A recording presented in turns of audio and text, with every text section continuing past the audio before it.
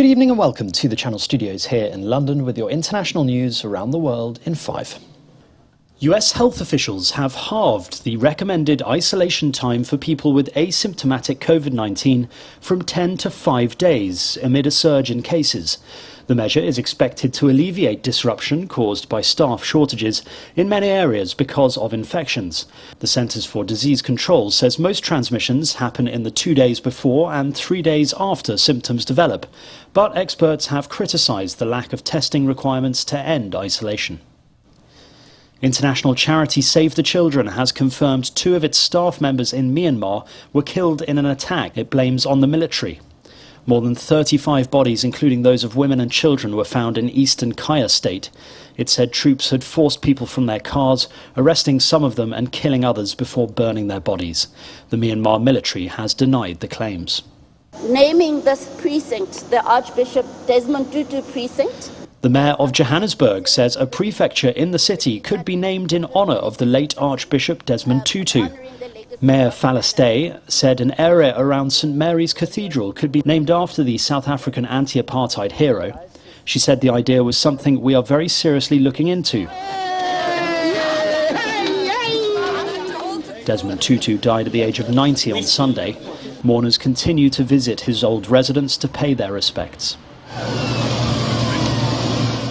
An investigation is underway after a small plane crashed in a residential area in San Diego County in California, leaving no survivors.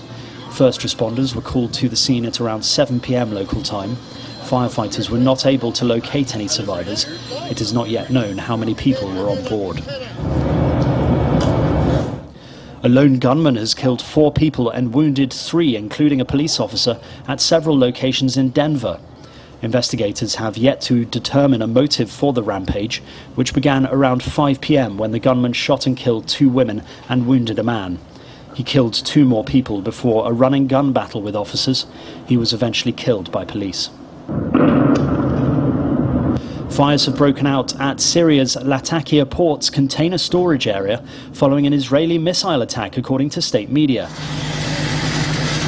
The attack, the second in December, damaged facades of a hospital, some residential buildings and shops.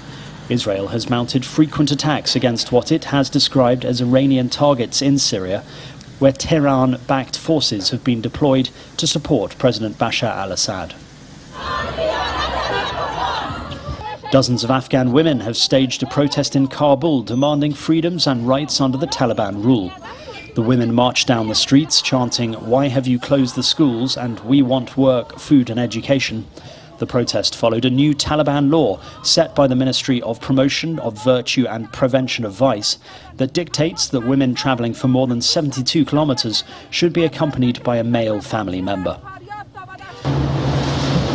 The German NGO ship Sea-Watch 3 is still waiting to be assigned a port of safety after it rescued 444 migrants from 5 separate rescue boats carried out in the Mediterranean Sea. We are from a German rescue ship! Last week alone, at least 160 people drowned in the central Mediterranean while attempting to flee.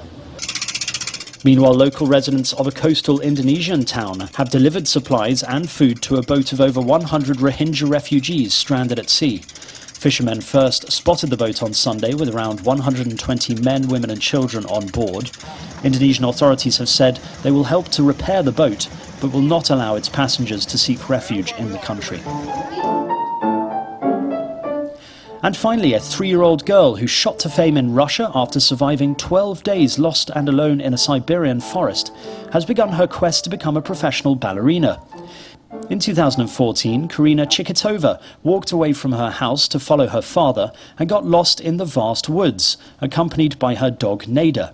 The girl managed to survive on her own in harsh conditions for 12 days, warming herself by hugging Nada and drinking water from rivers and eating berries. The dog eventually walked back to the village and helped rescuers track down the lost girl. In December 2015, a bronze sculpture was installed to commemorate the story.